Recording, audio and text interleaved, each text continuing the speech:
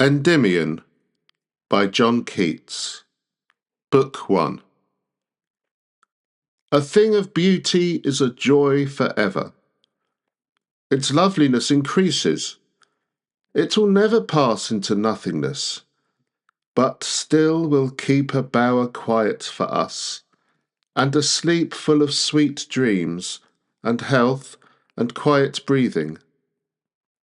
Therefore, on every morrow, are we wreathing a flowery band to bind us to the earth, spite of despondence, of the inhuman dearth of noble natures, of the gloomy days, of all the unhealthy and o'er-darkened ways made for our searching?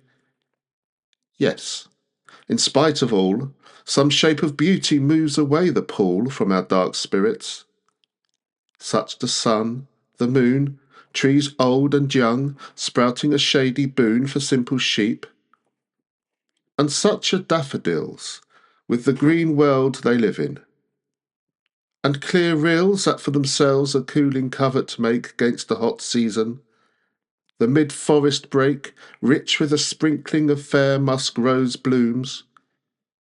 And such too is the grandeur of the dooms we have imagined for the mighty dead, all lovely tales that we have heard or read, an endless fountain of immortal drink, pouring unto us from the heavens' brink.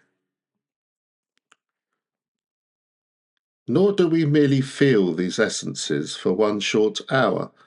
No, even as the trees that whisper round a temple become soon dear as the temple's self, so does the moon, the passion poesy, glories infinite, haunt us till they become a cheering light unto our souls, and bound to us so fast, that whether there be shine or gloom o'ercast, they alway must be with us, or we die.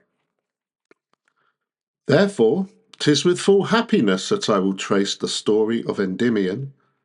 The very music of the name has gone into my being, and each pleasant scene is growing fresh before me as the green of our own valleys.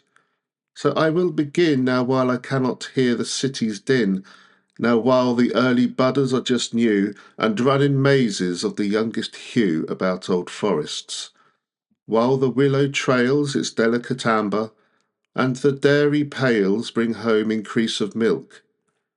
And, as the year grows lush in juicy stalks, I'll smoothly steer my little boat, for many quiet hours, with streams that deepen freshly into bowers. Many and many a verse I hope to write, before the daisies, vermeil-rimmed and white, hide in deep herbage.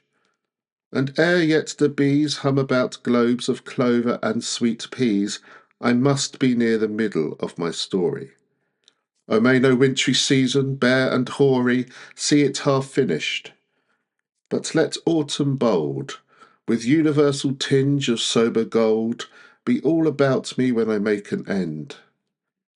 And now at once, adventuresome, I send my herald thought into a wilderness. There let its trumpet blow, and quickly dress my uncertain path with green, that I may speed easily onward, thorough flowers and weed.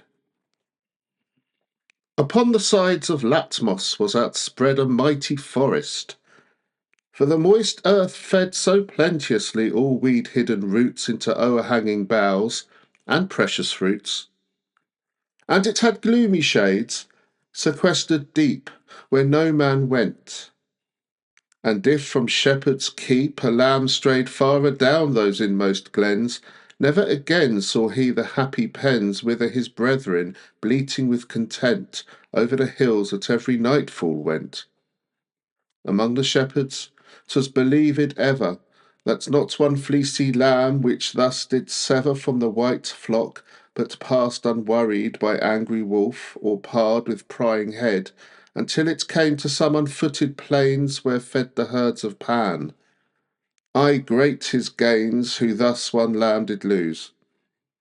Paths there were many, winding through palmy fern and rushes fenny and ivy banks, all leading pleasantly to a wide lawn, whence one could only see stems thronging all around between a swell of turf and slanting branches, who could tell the freshness of the space of heaven above, edged round with dark tree-tops, through which a dove would often beat its wings, and often too a little cloud would move across the blue.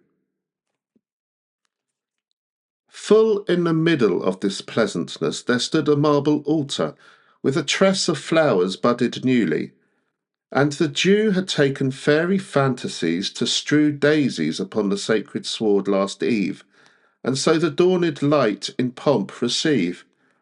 For 'twas the morn. Apollo's upward fire made every eastern cloud a silvery pyre of brightness so unsullied, that therein a melancholy spirit well might win oblivion, and melt out his essence fine into the winds. Rain-scented eglantine gave temperate sweets to that well-wooing sun. The lark was lost in him. Cold springs had run to warm their chilliest bubbles in the grass. Man's voice was on the mountains, and the mass of nature's lives and wonders pulsed tenfold to feel this sunrise and its glories old. Now while the silent workings of the dawn were busiest, into that self-same lawn all suddenly, with joyful cries, there sped a troop of little children garlanded, who gathering round the altar seemed to pry earnestly round as wishing to espy some folk of holiday. Nor had they waited for many moments ere their ears were sated with a faint breath of music which even then filled out its voice and died away again. Within a little space again it gave its airy swellings with a gentle wave to light-hung leaves in smoothest echoes breaking through copse-clad valleys, ere their death, o'ertaking the surgy murmurs of the lonely sea. And now, as deep into the wood as we might mark a lynx's eye, there glimmered light fair faces and a rush of garments white, plainer and plainer showing, till at last into the widest alley they all passed, making directly for the woodland altar. O kindly Muse, let not my weak tongue falter in telling of this goodly company, of their old piety, and of their glee. But let a portion of ethereal dew fall on my head, and presently unmew my soul, that I may dare, in wayfaring, to stammer where old Chaucer used to sing. Leading the way, young damsels danced along bearing the burden of a shepherd song, each having a white wicker over-brimmed with April's tender younglings. Next, well trimmed, a crowd of shepherds with as sunburnt looks as may be read of in Arcadian books, such as sat listening round Apollo's pipe, when the great deity, for earth too ripe, let his divinity overflowing die in music through the vales of Thessaly. Some idly trailed their sheep-hooks on the ground, and some kept up a shrilly mellow sound with ebon-tipped flutes. Close after these, now coming from beneath the forest trees, a venerable priest full soberly, begirt with ministering looks, alway his eye steadfast upon the matted turf he kept, and after him his sacred vestments swept. From his right hand there swung a vase, milk-white, of mingled wine, out-sparkling generous light, and in his left he held a basket full of all sweet herbs that searching eye could cull, wild thyme, and valley lilies whiter still than leaders love, and cresses from the rill. His aged head, crowned with beechen wreath, seemed like a pole of ivy in the teeth of winter hoar. Then came another crowd of shepherds, lifting in due time aloud their share of the ditty. After them appeared, up followed by a multitude that reared their voices to the clouds, a fair wrought car, easily rolling so as scarce to mar the freedom of 3 steeds of dapple brown. Who stood therein did seem of great renown among the throng. His youth was fully blown, showing like Ganymede to manhood grown. And for those simple times his garments were a chieftain king's. Beneath his breast, half bare, was hung a silver bugle, and between his nervy knees there lay a boar spear keen. A smile was on his countenance. He seemed to common lookers on like one who dreamed of idleness in groves Elysian. But there were some who feelingly could scan a lurking trouble in his nether lip, and see that oftentimes the reins would slip through his forgotten hands. Then would they sigh, and think of yellow leaves, of owlet's cry, of logs piled solemnly. Ah, well-a-day, why should our young Endymion pine away? Soon the assembly, in a circle ranged, stood silent round the shrine. Each look was changed to sudden veneration. Women meek beckoned their sons to silence, while each cheek of virgin bloom paled gently for slight fear. Endymion, too, without a forest peer, stood wan and pale, and with an awed face, among his brothers of the mountain chase.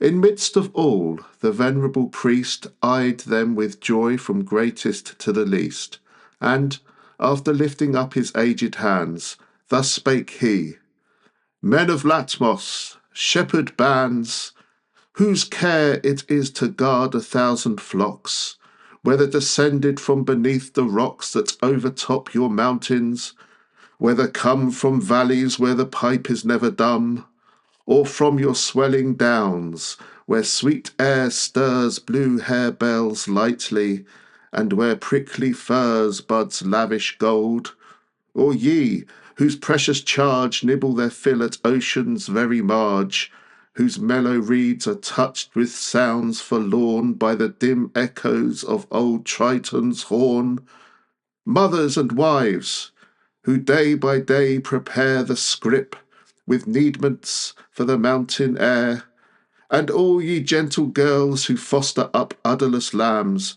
and in a little cup will put choice honey for a favoured youth. Yea, every one attend, for in good truth our vows are wanting to our great god Pan. Are not our lowing heifers sleeker than night-swollen mushrooms? Are not our wide plains speckled with countless fleeces? Have not rains greened over April's lap? No howling sad sickens our fearful ewes, and we have had great bounty from Endymion our lord. The earth is glad. The merry lark has poured his early song against you, breezy sky, that spreads so clear o'er our solemnity. Thus ending, on the shrine he heaped a spire of teeming sweets, enkindling sacred fire. Anon he stained the thick and spongy sod with wine in honour of the shepherd god. Now while the earth was drinking it, and while bay leaves were crackling in the fragrant pile, and gummy frankincense was sparkling bright neath smothering parsley, and a hazy light spread greyly eastward, thus a chorus sang. O thou, whose mighty palace roof doth hang from jagged trunks, and overshadoweth eternal whispers, glooms, the birth, life, death of unseen flowers in heavy peacefulness, who lov'st to see the hamadryads dress their ruffled locks where meeting hazels darken, and through whole solemn hours dost sit and hearken the dreary melody of bedded reeds in desolate places where dank moisture breeds the pipy hemlock to strange overgrowth, bethinking thee how melancholy loth thou wast to lose fair Syrinx, do thou now be thy love's milky brow. By all the trembling mazes that she ran, hear us, great Pan. O thou, for whose soul-soothing quiet turtles passion their voices cooingly 'mong myrtles, what time thou wanderest at eventide through sunny meadows that outskirt the side of thine enmossed realms, O thou, to whom broad-leaved fig leaves even now foredoom their ripened fruitage, yellow-girted bees their golden honeycombs, Our village leaves their fairest blossomed beans and poppied corn, the chuckling linnet its 5 young unborn, to sing for thee. Low creeping strawberries their summer coolness, pent-up butterflies their freckled wings, yea, the fresh budding year all its completions, be quickly near, by every wind that nods the mounting pine, O forester divine! Thou, to whom every fawn and satyr flies for willing service, whether to surprise the squatted hare while in half-sleeping fit, or upward ragged precipices flit to save poor lambkins from the eagle's maw, or by mysterious enticement draw bewildered shepherds to their path again, or to tread breathless round the frothy main, and gather up all fancifullest shells for thee to tumble into naiad cells, and, being hidden, laugh at their out-peeping, or to delight thee with fantastic leaping, the while they pelt each other on the crown with silvery oak apples and fir cones brown. By all the echoes that about thee ring, hear us, O satyr king! O hearkener to the loud clapping shears, while ever and anon to his shorn peers a ram goes bleating, winder of the horn, when snouted wild boars routing tender corn anger our huntsmen, breathe around our farms to keep off mildews and all weather harms. Strange ministrant of undescribed sounds that come a-swooning over hollow grounds, and wither drearily on barren moors, dread opener of the mysterious doors leading to universal knowledge, see, great son of Dryope, the many that are come to pay their vows with leaves about their brows. Be still the unimaginable lodge for solitary thinkings, such as dodge conception to the very bourne of heaven, then leave the naked brain. Be still the leaven that, spreading in this dull and clodded earth, gives it a touch ethereal, a new birth.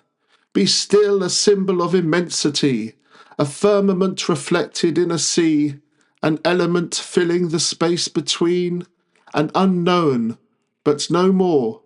We humbly screen with uplift hands our foreheads, lowly bending, and giving out a shout most heaven-rending, conjure thee to receive our humble paean upon thy Mount Lycaean. Even while they brought the burden to a close, a shout from the whole multitude arose, that lingered in the air like dying rolls of abrupt thunder, when Ionian shoals of dolphins bob their noses through the brine.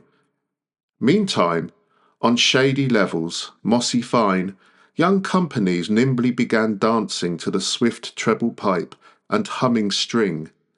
Ay, those fair living forms swam heavenly to tunes forgotten out of memory.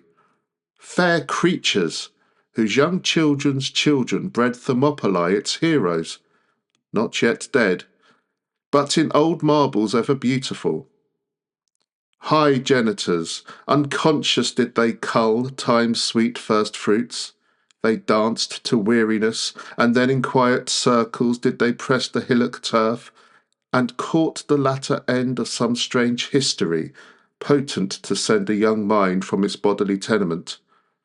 Or they might watch the quoit pictures, intent on either side, pitying the sad death of Hyacinthus, when the cruel breath of Zephyr slew him, Zephyr penitent, who now, ere Phoebus mounts the firmament, fondles the flower amid the sobbing rain.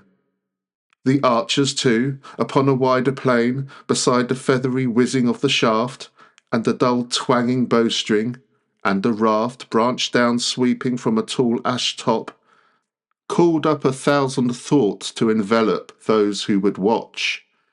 Perhaps the trembling knee and frantic gape of lonely Niobe, poor lonely Niobe, when her lovely young were dead and gone, and her caressing tongue lay a lost thing upon her paly lip, and very, very deadliness did nip her motherly cheeks. aroused from this sad mood by one who at a distance loud hallooed, uplifting his strong bow into the air. Many might after brighter visions stare, after the Argonauts, in blind amaze tossing about on Neptune's restless ways, until, from the horizon's vaulted side, there shot a golden splendour far and wide, spangling those million poutings of the brine with quivering awe. 'Twas even an awful shine from the exaltation of Apollo's bow, a heavenly beacon in their dreary woe. Who thus were ripe for high contemplating might turn their steps towards the sober ring where sat Endymion and the aged priest, 'mong shepherds gone in eld, whose looks increased the silvery setting of their mortal star. There they discoursed upon the fragile bar that keeps us from our homes ethereal, and what our duties there, to nightly call Vesper, the beauty crest of summer weather, to summon all the downiest clouds together for the sun's purple couch, to emulate in ministering the potent rule of fate with speed of far-tailed exaltations, to tint her pallid cheek with bloom, who cons sweet poesy by moonlight. Besides these, a world of other unguessed offices. Anon they wandered, by divine converse, into Elysium, vying to rehearse each one his own anticipated bliss. One felt heart certain that he could not miss his quick-gone love among fair blossomed boughs, where every zephyr sigh pouts, and endows her lips with music for the welcoming. Another wished, mid that eternal spring, to meet his rosy child, with feathery sails, sweeping, aye earnestly, through almond vales. Who, suddenly, should stoop through the smooth wind, and with the balmiest leaves his temples bind, and, ever after, through those regions be his messenger, his little Mercury. Some were athirst in soul to see again their fellow huntsmen o'er the wide champaign in times long past, to sit with them and talk of all the chances in their earthly walk, comparing joyfully their plenteous stores of happiness to when upon the moors, benighted, close they huddled from the cold and shared their famished scrips. Thus all out told their fond imaginations, saving him whose eyelids curtained up their jewels dim, Endymion. Yet hourly had he striven to hide the cankering venom that had riven his fating recollections. Now indeed his senses had swooned off. He did not heed the sudden silence, or the whispers low, or the old eyes dissolving at his woe, or anxious calls, or close of trembling palms, or maiden's sigh that grief itself embalms. But in the self-same fixed trance he kept, like one who on the earth had never stepped. Ay, even as dead still as a marble man, frozen in that old tale Arabian. Who whispers him so pantingly and close? Leona, his sweet sister, of all those, his friends, the dearest. Hushing signs she made, and breathed a sister's sorrow to persuade a yielding up, a cradling on her care. Her eloquence did breathe away the curse. She led him, like some midnight spirit nurse of happy changes in emphatic dreams, along a path between two little streams, guarding his forehead with her round elbow from low-grown branches, and his footsteps slow from stumbling over stumps and hillocks small, until they came to where these streamlets fall, with mingled bubblings and a gentle rush, into a river, clear, brimful, and flush with crystal mocking of the trees and sky.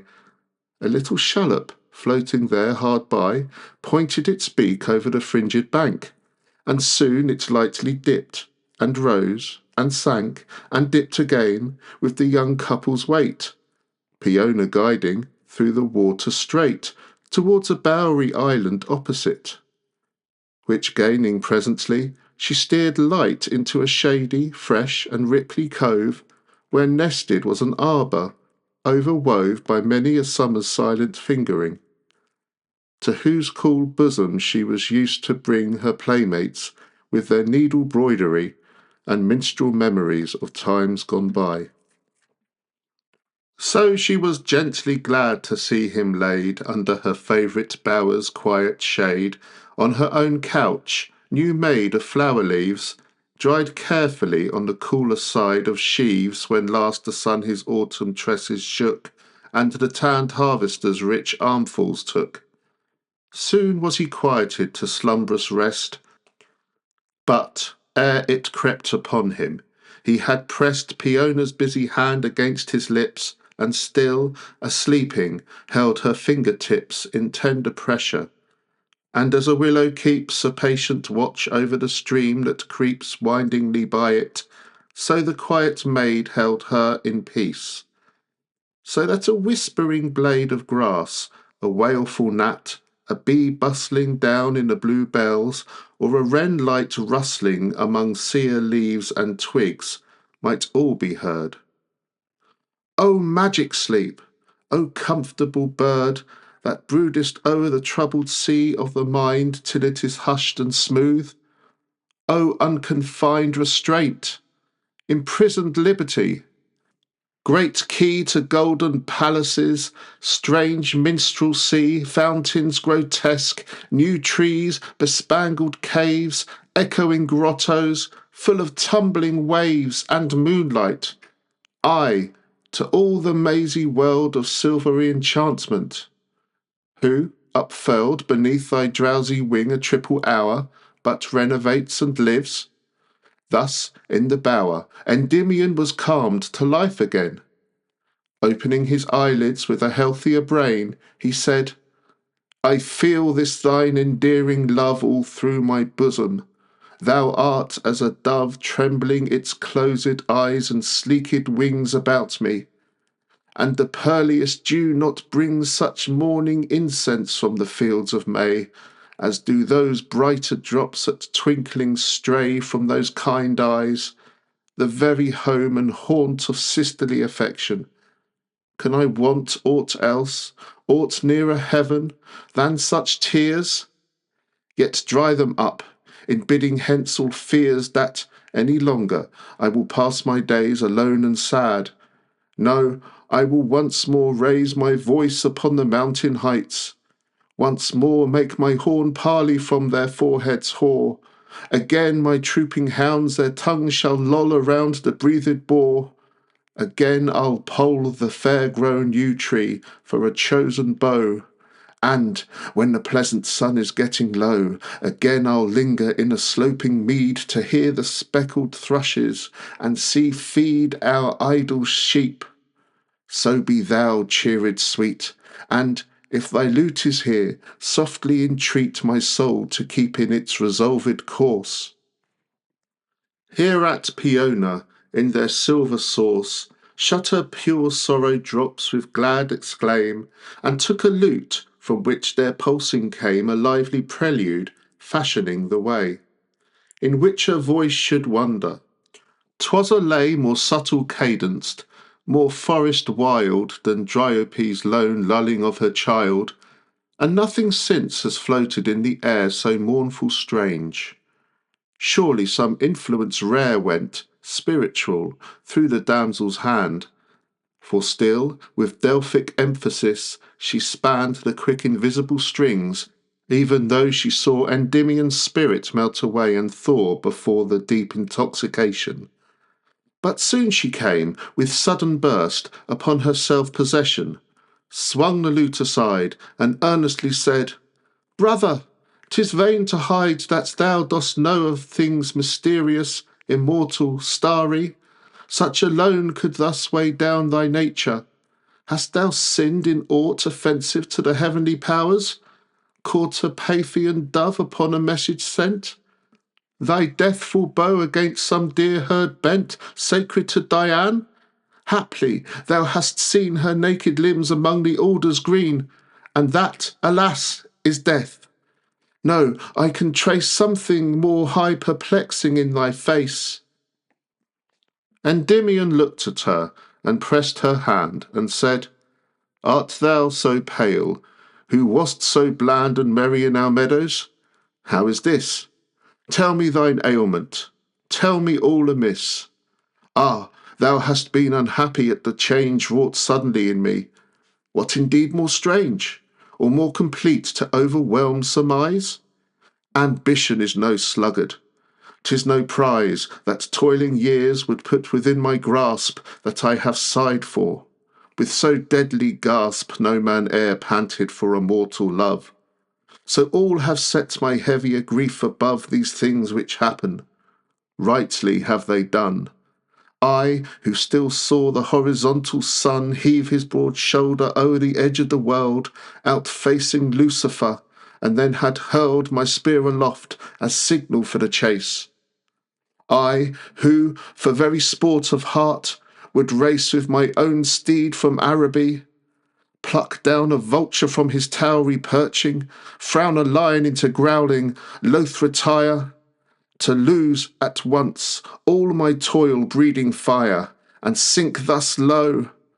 But I will ease my breast of secret grief, here in this bowery nest. This river does not see the naked sky till it begins to progress silverly around the western border of the wood, whence from a certain spot its winding flood seems at a distance like a crescent moon, and in that nook, the very pride of June, had I been used to pass my weary eves. The rather for the sun unwilling leaves so dear a picture of his sovereign power, and I could witness his most kingly hour, when he doth lighten up the golden reins, and paces leisurely down amber plains his snorting four. Now when his chariot last its beams against the zodiac lion cast, there blossomed suddenly a magic bed of sacred dittamy and poppies red, at which I wondered greatly, knowing well that but one night had wrought this flowery spell, and, sitting down close by, began to muse what it might mean. Perhaps, thought I, Morpheus, in passing here, his owlet pinions shook, or, it may be, ere matron night uptook her ebon urn, young Mercury, by stealth, had dipped his rod in it. Such garland wealth came not by common growth. Thus on I thought, until my head was dizzy and distraught.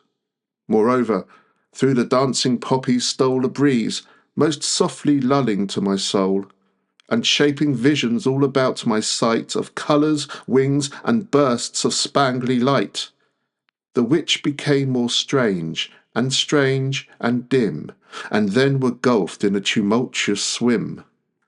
And then I fell asleep.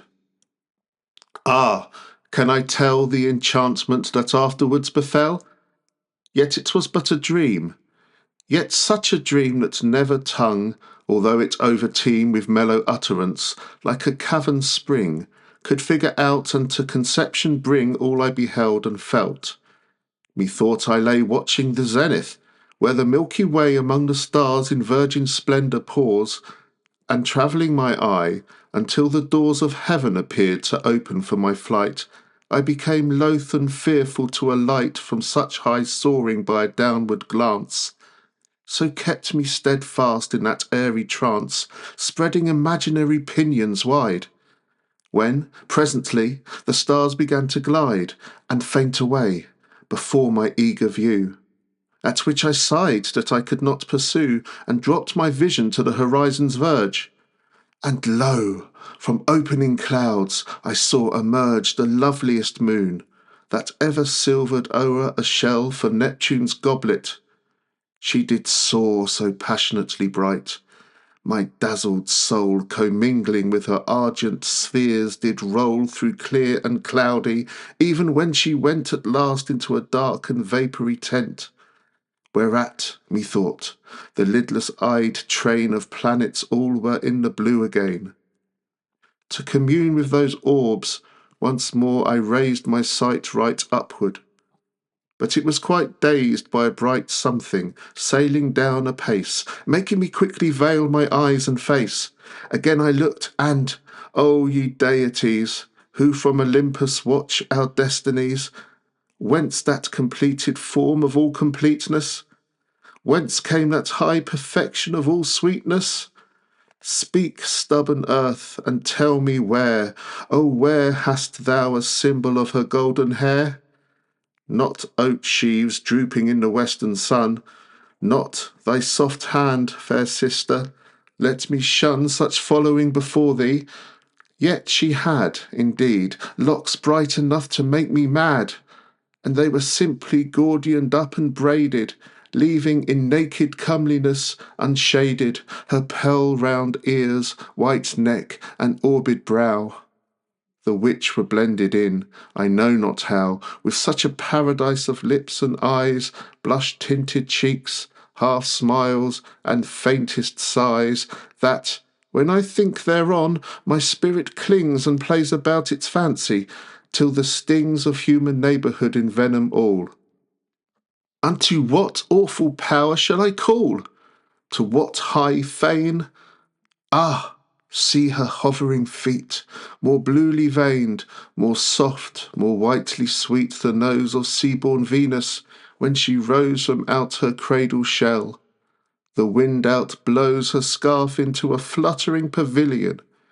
'Tis blue and overspangled with a million of little eyes, as though thou wert to shed over the darkest, lushest bluebell bed handfuls of daisies. Endymion, how strange! Dream within dream! She took an airy range, and then towards me, like a very maid, came blushing, waning, willing, and afraid, and pressed me by the hand. Ah! 'Twas too much. Methought I fainted at the charmed touch, yet held my recollection, even as one who dives 3 fathoms where the waters run gurgling in beds of coral. For anon I felt up-mounted in that region where falling stars dart their artillery forth, and eagles struggle with the buffeting north that balances the heavy meteor stone. Felt, too, I was not fearful nor alone, but lapped and lulled along the dangerous sky. Soon, as it seemed, we left our journeying high, and straightway into frightful eddies swooped, such as I muster where grey time has scooped huge dens and caverns in a mountain side. Their hollow sounds aroused me, and I sighed to faint once more by looking on my bliss. I was distracted. Madly did I kiss the wooing arms which held me, and did give my eyes at once to death. But 'twas to live, to take in draughts of life from the gold fount of kind and passionate looks, to count and count the moments by some greedy help that seemed a second self, that each might be redeemed and plundered of its load of blessedness. Ah, desperate mortal! I even dared to press her very cheek against my crowned lip, and, at that moment, felt my body dip into a warmer air. A moment more, our feet were soft in flowers. There was store of newest joys upon that Alp. Sometimes a scent of violets and blossoming limes loitered around us. Then of honey cells, made delicate from all white flower bells, and once, above the edges of our nest, an arch face peeped, an oread, as I guessed. Why did I dream that sleep o'erpowered me in midst of all this heaven? Why not see, far off, the shadows of his pinions dark, and stare them from me? But no, like a spark that needs must die, although its little beam reflects upon a diamond, my sweet dream fell into nothing, into stupid sleep. And so it was, until a gentle creep, a careful moving caught my waking ears, and up I started. Ah, my sighs, my tears, my clenched hands! For lo! The poppies hung dew-dabbled on their stalks, the ouzels sung a heavy ditty, and the sullen day had chidden herald Hesperus away with leaden looks. The solitary breeze blustered and slept, and its wild self did tease with wayward melancholy. And I thought, mark me, Peona, that sometimes it's brought faint fare thee wells, and sigh shrilled adieus. Away I wandered, All the pleasant hues of heaven and earth had faded. Deepest shades were deepest dungeons. Heaths and sunny glades were full of pestilent light. Our taintless rills seemed sooty, and o'erspread with upturned gills of dying fish. The vermeil rose had blown into frightful scarlet, and its thorns outgrown like spiked aloe. If an innocent bird before my heedless footsteps stirred, and stirred in little journeys, I beheld in it a disguised demon, missioned to knit my soul with underdarkness, to entice my stumblings down some monstrous precipice. Therefore I eager followed, and did curse a disappointment. Time, that aged nurse, rocked me to patience. Now, thank gentle heaven, these things, with all their comfortings, are given to my down-sunken hours, and with thee, sweet sister, help to stem the ebbing sea of weary life. Thus ended he, and both sat silent, for the maid was very loath to answer, feeling well that breathed words would all be lost, unheard, and vain as swords against the enchased crocodile, or leaps of grasshoppers against the sun. She weeps and wonders, struggles to devise some blame, to put on such a look as would say, "Shame on this poor weakness!" But, for all her strife, she could as soon have crushed away the life from a sick dove. At length, to break the pause, she said with trembling chance, "Is this the cause? This all? Yet it is strange and sad, alas! that one who through this middle earth should pass most like as sojourning demigod, and leave his name upon the harp-string, should achieve no higher bard than simple maidenhood, singing alone and fearfully. How the blood left his young cheek, and how he used to stray he knew not where, and how he would say, nay, if any said 'twas love, and yet 'twas love. What could it be but love? How a ring-dove let fall a sprig of yew-tree in his path, and how he died. And then that love doth scathe the gentle heart as northern blasts do roses. And then the ballad of his sad life closes with sighs, and an alas! Endymion! Be rather in the trumpet's mouth, anon among the winds at large, that all may hearken. Although, before the crystal heavens darken, I watch and dote upon the silver lakes pictured in western cloudiness, that takes the semblance of gold rocks and bright gold sands, islands and creeks, and amber-fretted strands with horses prancing o'er them, palaces and towers of amethyst. Would I so tease my pleasant days because I could not mount into those regions? The Morphean fount of that fine element that visions, dreams, and fitful whims of sleep are made of, streams into its airy channels with so subtle, so thin a breathing, not the spider's shuttle, circled a million times within the space of a swallow's nest door, could delay a trace, a tinting of its quality. How light must dreams themselves be, seeing they're more slight than the mere nothing that engenders them. Then wherefore sully the entrusted gem of high and noble life with thoughts so sick? Why pierce high-fronted honour to the quick for nothing but a dream? Hereat the youth looked up. A conflicting of shame and ruth was in his plaited brow, yet his eyelids widened a little, as when Zephyr bids a little breeze to creep between the fans of careless butterflies. Amid his pains he seemed to taste a drop of manna-dew, full palatable, and the colour grew upon his cheek, while thus he lifeful spake. Leona, ever have I longed to slake my thirst for the world's praises. Nothing base, no merely slumberous phantasm, could unlace the stubborn canvas for my voyage prepared, though now 'tis tattered. Leaving my bark bared and sullenly drifting, yet my higher hope is of too wide, too rainbow large a scope, to fret at myriads of earthly wrecks. Wherein lies happiness? In that which becks our ready minds to fellowship divine, a fellowship with essence, till we shine full alchemized and free of space.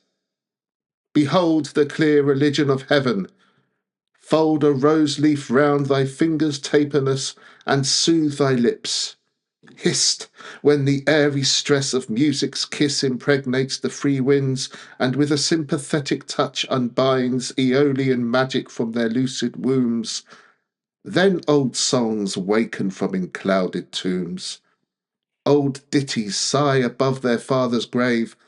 Ghosts of melodious prophesyings rave round every spot where trod Apollo's foot.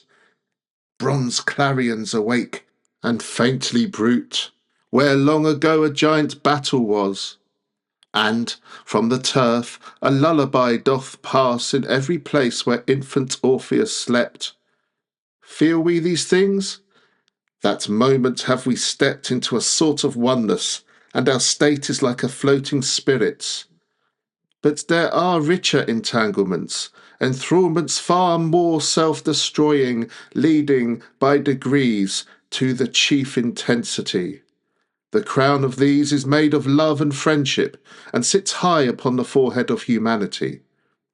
All its more ponderous and bulky worth is friendship, whence there ever issues forth a steady splendour. But at the tip-top there hangs by unseen film an orbed drop of light, and that is love.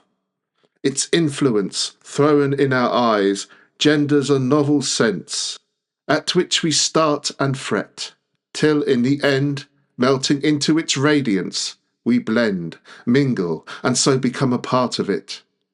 Nor with aught else can our souls interknit so wingedly. When we combine therewith, life's self is nourished by its proper pith, and we are nurtured like a pelican brood.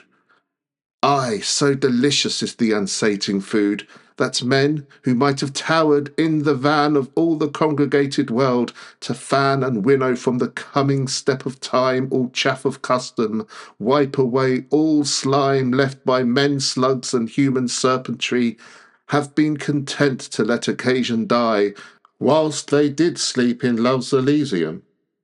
And, truly, I would rather be struck dumb than speak against this ardent listlessness.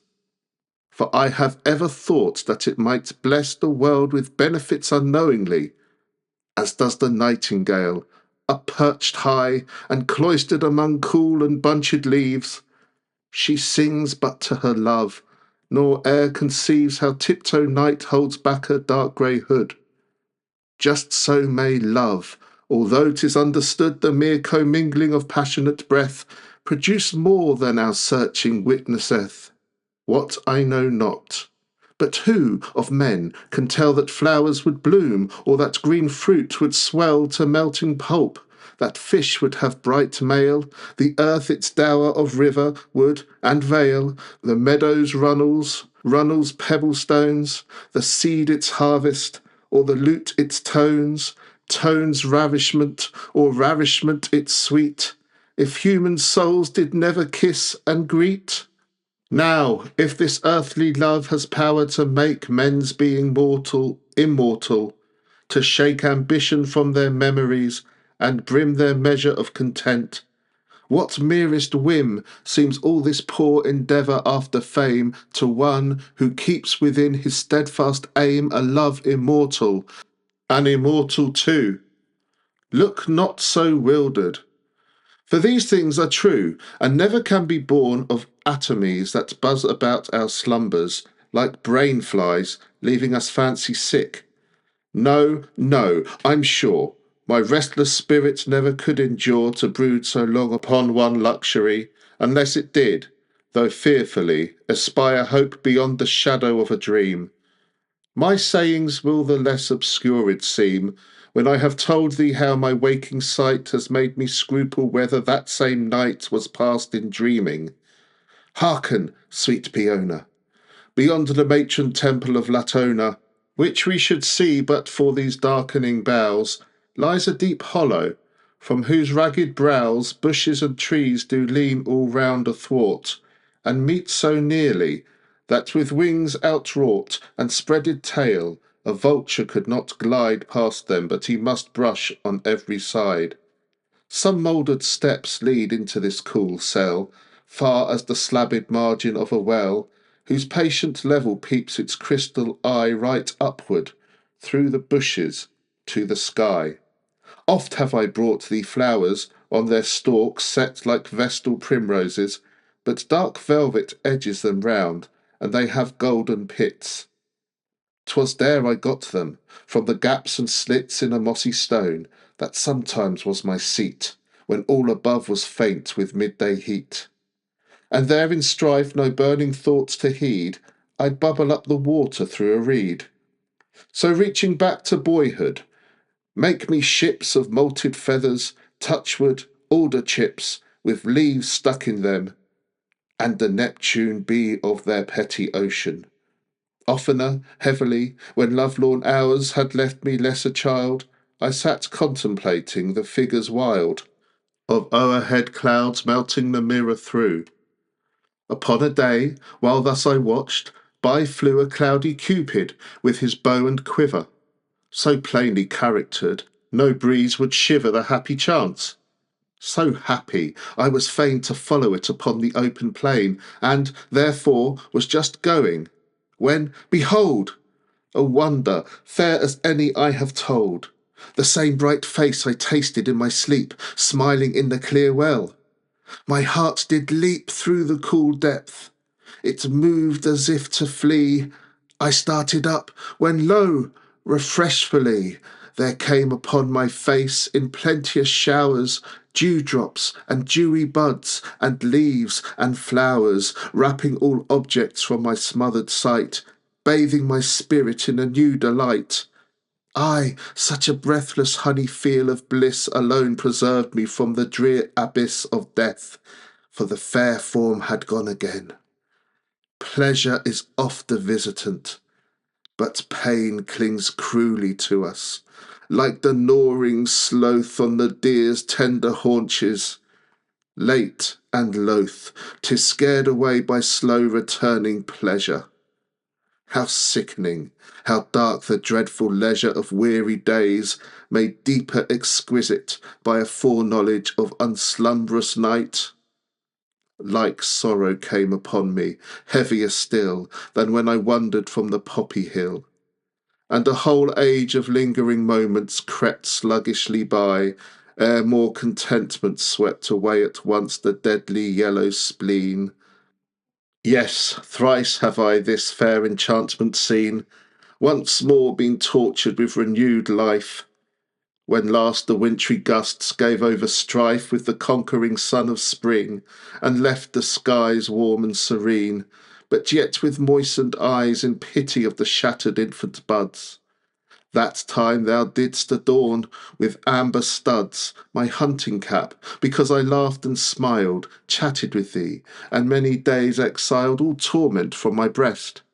'Twas even then straying about, yet cooped up in the den of helpless discontent, hurling my lance from place to place, and following at chance, at last, by hap, through some young trees it struck, and, plashing among bedded pebbles, stuck in the middle of a brook, whose silver ramble down 20 little falls, through reeds and bramble, tracing along, it brought me to a cave, whence it ran brightly forth, and white did lave the nether sides of mossy stones and rock, 'mong which it gurgled blither dews, to mock its own sweet grief at parting.